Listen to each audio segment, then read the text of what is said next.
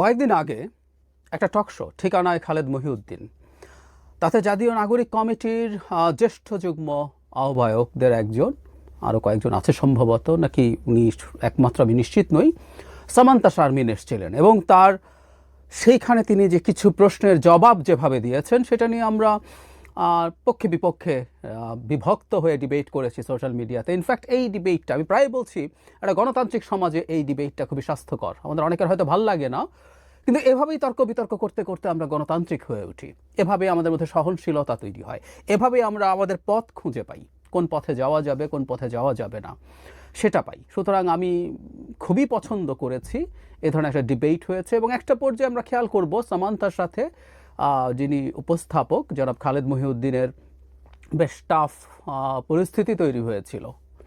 এই কারণে খুবই অবিশ্বাস্যভাবে আমি দেখছি কেউ কেউ বলছেন নাগরিক কমিটির নাকি কারো উচিত হবে না জনাব খালেদ মহিউদ্দিনের শোতে যাওয়া। মানে জনাব খালেদ মহিউদ্দিন কেমন অ্যাঙ্কার কি অ্যাঙ্কার ওই ডিবেটে এখন ঢুকছি না, কিন্তু যে জায়গাটা সবচেয়ে জরুরি সেটা হচ্ছে তাদের কারো কাছে ইভেন জনাব খালেদ মহিউদ্দিন খুবই বোকা বোকা প্রশ্ন করেছেন, খুবই নিচু ক্লাসের মানে নিচু শ্রেণীর ছাত্রছাত্রীকে যেসব প্রশ্ন করা হয় সেসব প্রশ্ন করেছেন, এই ধরনের মন্তব্য কেউ কেউ করেছেন এবং জাতীয় নাগরিক পার্টির সাথে জড়িত অনেকে এই ধরনের লেখা শেয়ার করেছেন এবং ওপেনলি এই দলের সাথে জড়িত অনেকে সাজেস্ট করেছেন যে তারা যেন খালেদ মহিউদ্দিনের শোতে আর না যান। আমি সত্যিই বিশ্বাস করি এই ধরনের পদক্ষেপ জাতীয় নাগরিক পার্টির জন্য ভালো হবে না। কেউ কেউ যদি তাদের ভাষায় বোকা বোকা বা নিচু শ্রেণী বলতে আমি ক্লাস মানে অনেক কম বয়স্ক সেইটা বোঝাচ্ছি, মানুষের উপযোগী প্রশ্নও করে থাকে, রাজনীতির মাঠে নামা একটা দলকে সেই প্রশ্নগুলো ফেস করতে হবে। যদিও বলা বাহুল্য একটা পর্যায়ে প্রশ্নগুলোকে যে রকম বাইনারি জায়গায় জনাব খালেদ মহিউদ্দিন নিয়ে গেছেন, সেই বাইনারিতেও যে জবাব দেওয়া যেত না তা না, আসলেই না। এবং সামান্তাকে আমি চিনি, সামান্তার সাথে এই মুভমেন্টের পরই আমার পরিচয় হয়েছে টক শো থ্রুতে, কয়েকটা টক শো আমি করেছি। খুবই ইমপ্রেসিভ ব্রিলিয়ান্ট মানুষ। আমি এই দলটাতেই সত্যিকার অর্থে নাগরিক পার্টিতে যারা একসময় নাগরিক কমিটিতে ছিল, যারা বৈষম্য বিরোধী ছাত্র আন্দোলনে ছিল, সবার কথা বলছি না, কিন্তু খুবই উল্লেখযোগ্য সংখ্যক চমৎকার ব্রিলিয়ান্ট লোকজনের মধ্যে আছেন। That's a very good news. এবং তারা চাইলে যে এই ধরনের শোতে ভালো করতে পারবেন না তা না, কিন্তু সামান্তা আসলে ভালো করেননি। কিন্তু কেন ভালো করেননি, এতে তার দলের কি বোঝার আছে এবং দলের কি করা উচিত সেটা নিয়েই কথা বলতে চাই। একটা ছোট ব্যাকগ্রাউন্ড মাথায় রেখে টকশো দিয়ে একটা জিনিস একটু আনতে চাই, তারপর আমি আসলে আমার টেক বলবো যে তাদের আসলে কি করা উচিত, কেন আসলে সামান্তা প্রবলেমে পড়লেন। কিছুদিন আগে, এটা 1.5-2 মাস বা 3 মাস হতে পারে, যে একটা প্রোগ্রামে এক ধরনের ডিটেল কনটেক্সট ছাড়া একটা ছোট্ট ক্লিপ ছড়িয়ে পড়ে যেখানে সামান্তা নারীদের সম্পত্তিতে সমান অধিকারের কথা বলছেন। এ ধরনের একটা ভিডিও ক্লিপ ছড়িয়ে পড়ে, সেটা নিয়ে তিনি বেশ চাপের মুখে পড়েন। তো যেটা হয়েছে আমাদের সমাজে, এরকম একটা বিষয় নিয়ে যদি কেউ আলোচনা করেন বা বলেন, তার সমালোচনা, একটা অংশের বিরাট সমালোচনার মধ্যে পড়ার যথেষ্ট কারণ আছে। তো তিনি পড়েছেন এবং সেটাই সম্ভবত তাকে কিছু সেন্সিটিভ ইস্যুতে, কারণ এখানেও যে 2 বা 3টে ইস্যু নিয়ে সামান্তা এটাকে এক ধরনের ডজ করার চেষ্টা করেছেন, এক ধরনের স্ট্রম্যান যুক্তিতে যেটা করে, মানে স্ট্রম্যান ফ্যালাসি, তিনি ডিবেটটাতে জবাব না দিয়ে তিনি অন্যদিকে নিয়ে যেতে চেয়েছেন, এগুলো করেছেন সম্ভবত ওই ব্যাকগ্রাউন্ডে। কিন্তু আরেকটা বড় কারণ আছে, আমি আবারও বলছি ওটাই প্রধান কারণ, এবং জাতীয় নাগরিক পার্টিকে এই ব্যাপারে ব্যবস্থা নিতে হবে। মানে জনাব খালেদ মহিউদ্দিন নারী আর পুরুষ সমান কিনা নানান ভঙ্গিতে সামান্তাকে জিজ্ঞেস করছেন, এবং সামান্তা যে জবাবও দেননি তা না, কিন্তু বেশ ঘুরিয়ে পেঁচিয়ে বলবো যে যেহেতু তারা নাগরিক পার্টি, নাগরিক হিসাবে সবাই যে কমন আমব্রেলার মধ্যে থাকে, নারী পুরুষ সহ অল আদার পিপল যারা একটা দেশে থাকে তারা সবাই এর মধ্যে থাকবেন। সো প্রকারান্তরে একই রকম নাগরিক অধিকার বোধ করবেন, সে ধরনের আলাপ তিনি করেছেনও।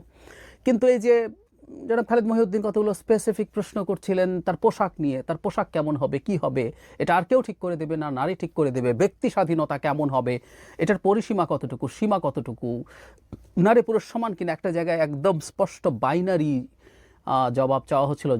সামান্তা ইনফ্যাক্ট এইগুলো এড়িয়ে যাচ্ছিলেন এবং বেশিরভাগ ক্ষেত্রে তিনি এমন সব উত্তর দিচ্ছিলেন যেগুলো আসলে বিটিং অ্যারাউন্ড দ্য বুশ, তিনি আসলে স্পেসিফিক জবাব দিচ্ছিলেন না। এখন এই প্রশ্ন কেউ করবেন, আমি জানি যে এই ধরনের ধর্মীয় সেন্সিটিভ ইস্যুতে নাগরিক পার্টির মতো একটা দল কি বলবে না বলবে। আমার কাছে এই জবাবটা আদৌ কঠিন মনে হয় নাই, কিন্তু তারা এই জবাবটা দিতে দ্বিধা করেছেন। এর বাইরেও একটা জায়গায় রমজানে খাওয়া নিয়ে এক লোক যে মানুষকে বের করে এনে কান ধরে উঠবস করিয়েছে, জনাব খালেদ, সেই প্রশ্নটা এনে সামান্তার কাছে জানতে চেয়েছিলেন যে তার পার্টির এক্ষেত্রে কোনো অবস্থান আছে কিনা, কি অবস্থান সেটা, একজন মানুষ কি এটা পারেন কিনা। এখানেও দেখলাম একটা পর্যায়ে তার ওই জবাব আসে যে এটা ঠিক হয় না, এটা একটা অপরাধ হয়, কিন্তু এখানেও তিনি এটাকে মানে স্পষ্ট জবাব দেননি, সরিয়ে অন্যদিকে চলে যাওয়ার চেষ্টা করছিলেন, এক ধরনের স্ট্রম্যান শুরুতে যেটা বলেছিলাম সেটা করার চেষ্টা করেছেন। এবং পোশাক বলি বা এই ধরনের ইস্যুতে মানে নানান জন মিলে চিন্তা করতে হবে, বসতে হবে, সেই ক্ষেত্রে তারা পারফর্ম করবেন, বা কোনো কোনো ক্ষেত্রে তাকে যখন সরাসরি প্রশ্ন করা হচ্ছে তখন তিনি একটা পর্যায়ে সামান্তা এভাবেও বলে ফেলেন যে রাজনৈতিক দলগুলোকে ইয়েস নো দিয়ে জবাব পাওয়া যাবে না। এবং পাল্টা যেটা হয়, জনাব খালেদ তাকে এভাবে অ্যাকিউজ করেছেন যে তাদের মুখ থেকে যে ধরনের বক্তব্য আসছে সেই বক্তব্য তিনি দীর্ঘদিন থেকে বিএনপি আওয়ামী লীগের মতো দলগুলোর মুখ থেকেও শুনেছেন, যারা খুব স্পষ্টভাবে কথা বলে না। এবং অপর যিনি গেস্ট ছিলেন তিনি বারবার যে কথাটা বলছেন, যে কথাটা আমিও মাঝে মাঝেই বলি, সেটা হচ্ছে যারা নতুন বন্দোবস্তের কথা বলে, যারা নতুন রাজনীতির কথা বলে, তাদের প্রকাশ আসলে আর অপরাপর যত দল ছিল যারা এক ধরনের অস্পষ্টতা রেখে অনেক ক্ষেত্রেই কথা বলেছে বলে, তাদের চাইতে ভিন্ন হতে হবে। আমি আবার একটা জিনিস মনে করি, সত্যিই মনে করি, সেটা হলো একটা রাজনৈতিক দল যখন মাঠে নামে তার পিপলস পালসও খেয়াল করতে হবে, এবং একই সাথে আবার তার রাজনৈতিক যে মতাদর্শ আছে সেটাকেও আপহোল্ড করতে হবে। It's a very tough job.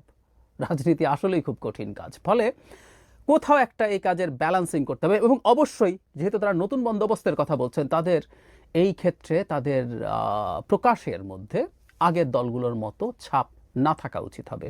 সত্যি বলতে এই ধরনের অস্পষ্টতা আমরা আগের দলগুলোর ক্ষেত্রে দেখেছি। এখন সমস্যাটা কোথায় আসলে? আমি মনে করি সমস্যার সামান্তার যে ওই ব্যক্তিগত একটা জায়গা আছে, এটা তো আছেই, তার চাইতে জরুরি যে জায়গা সেটা হচ্ছে জাতীয় নাগরিক পার্টি আসলে তার নিজের অবস্থানটা, তার কর্মসূচিটা সে আসলে এখনো পুরো ঠিক করতে পারেনি। কেন বলছি? তারা মুখে বলছেন যে তারা একটা মধ্যপন্থী দল হতে চান। আমি সামান্তার শোয়ের শেষ অংশে গিয়ে এগুলো বলছেন যে তারা সার্ভিস বেসড, জনগণের অধিকার বেসড একটা দল হতে চান। আমার মোটা দাগে মধ্যপন্থা ব্যাপারগুলো এরকমই, কিন্তু একটা সমস্যা যেটা, সেটা হচ্ছে পলিটিক্যাল স্পেকট্রামে মধ্যপন্থা যে জায়গায় আছে এটাও খুব ফিক্সড জায়গা না। মানে মধ্যপন্থা আমরা এভাবে বলবো, ইটসেলফ ইজ আ স্পেকট্রাম। এটারও ইনফ্যাক্ট এই যে সেন্টার রাইট বা সেন্টার লেফটকেও মধ্যপন্থী ধরা হয়। এগুলো আবারও বলছি, এই জায়গাগুলো নিয়ে প্রচুর থিওরিস্ট আছেন যারা বিভিন্ন রকমভাবে দেখেছেন, ডিবেট আছে, কিন্তু আমরা মধ্য ডান, মধ্য এবং মধ্য বাম এই পুরো স্পেকট্রামটাকে যদি ধরি, সেটাও মধ্যপন্থা। তাহলে তারা কি মধ্য ডান? তারা কি মধ্য ডান নাকি মধ্য বাম, নাকি তারা আরেকটা হচ্ছে মানে যারা একেবারে সিরিয়াসলি মধ্যপন্থী থাকেন, সেটাও তাদেরকে ক্লিয়ার করে। মানে এদেরকে ইংরেজিতে এভাবে বলে যে র্যাডিক্যাল সেন্ট্রিস্ট। তারা কি র্যাডিক্যাল সেন্ট্রিস্ট কিনা? ইভেন লিবারেল যারা আছেন, লিবারেলিজম যে মুভমেন্ট আছে, এটাও মধ্যপন্থী মুভমেন্ট হিসাবেই স্বীকৃত আসলে। তো তারা কি লিবারেল? এখন যেটা দাঁড়ালো, তাহলে ব্যাপারটা এই, তারা মধ্যপন্থী বলেই আসলে শেষ করে ফেলতে পারবেন না। আর এই প্রশ্নগুলো জাতীয় নাগরিক পার্টির ক্ষেত্রে অনেক বেশি আসছে, কারণ আছে।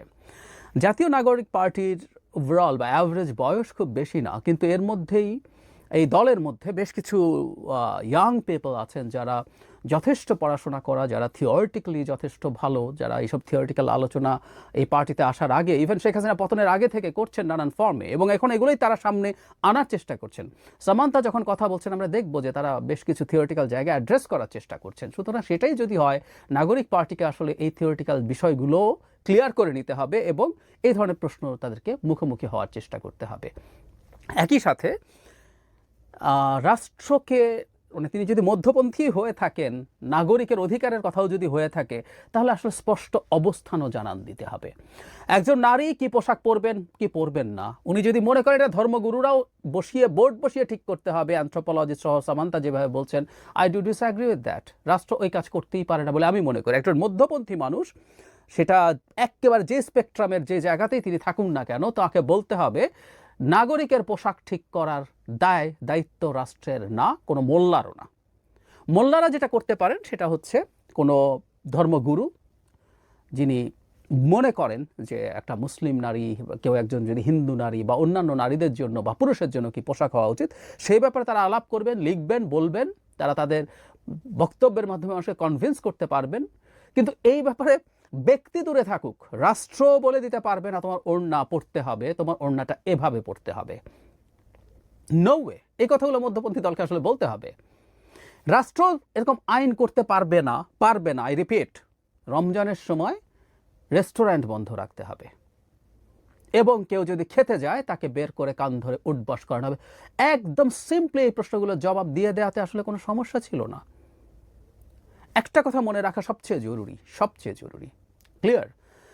রাজনীতি করতে হলে না সবাইকে খুশি রেখে করা যাবে না। নাগরিক পার্টিকে এটা বুঝতে হবে এবং এই অ্যাম্বিগুইটি বরং তাদেরকে প্রবলেমে ফেলবে। পৃথিবীর প্রত্যেকটা রাজনৈতিক দলের কাজ হচ্ছে আসলে একটা সেগমেন্টকে নিয়ে কাজ করা।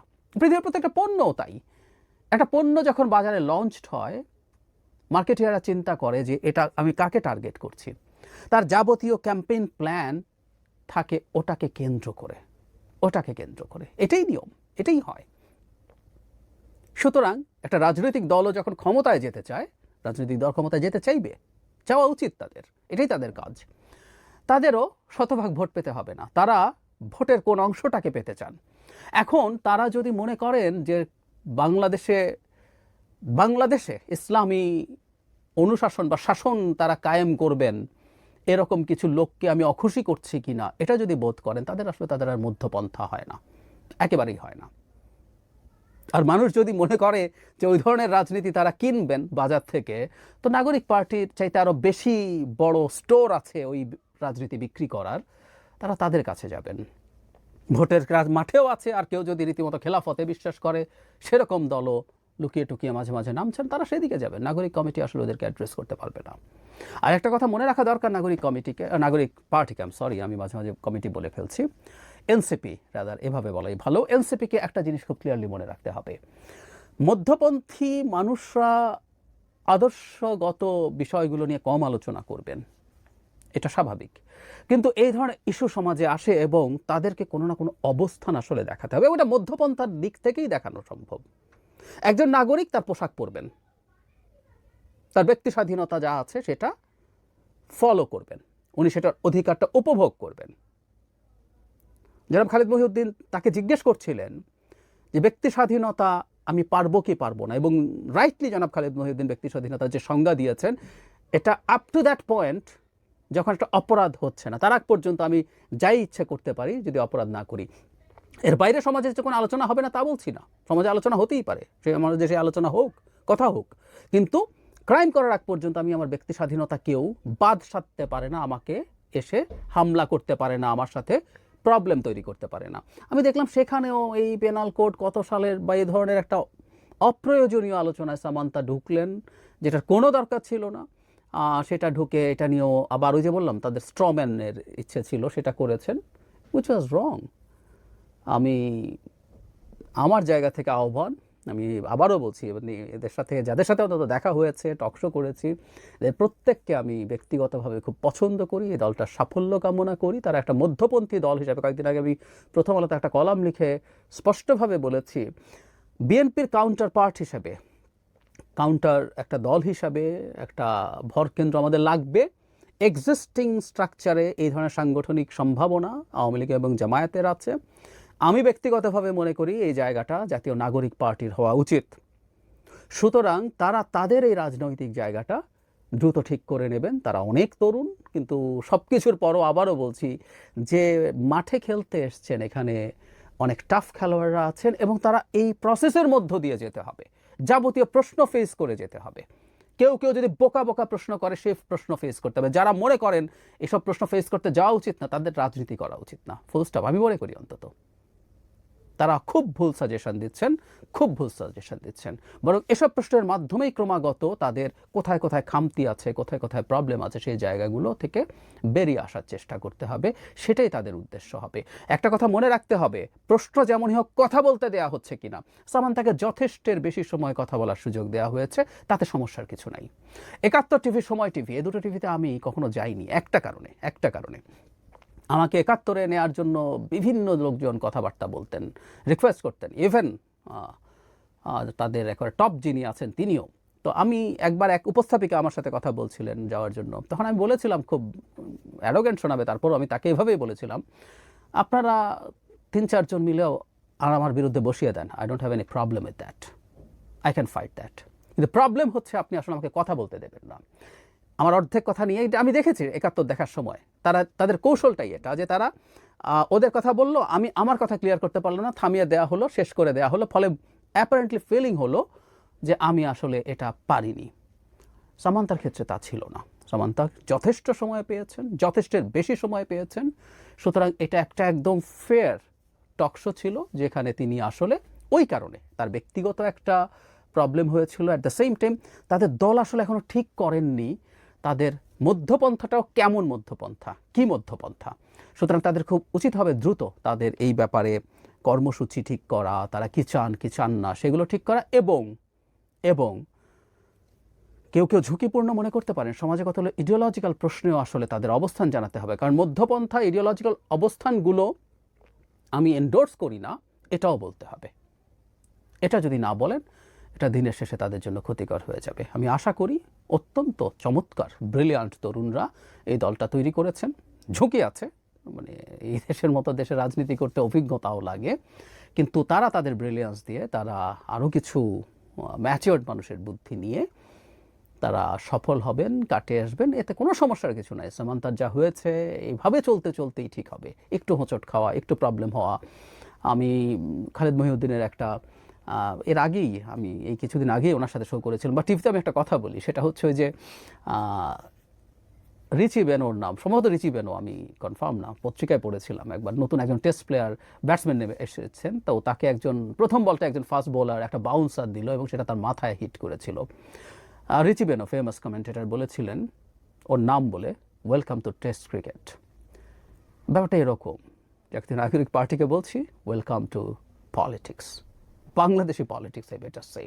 সুতরাং যারা খুব খেপে টেপে যাচ্ছেন খালেদ মহিউদ্দিন কী করলো, ওর ওখানে যাওয়া যাবে না, আপনাদেরকে যে রাজনীতি হবে না, আপনাদের অনেকে এই দলের সাথে যুক্ত আছেন তারাও বলছেন আম সরি, আপনাদেরকে দিয়ে রাজনীতি হবে না যদি এই ধরনের অ্যাটিটিউড রাখেন।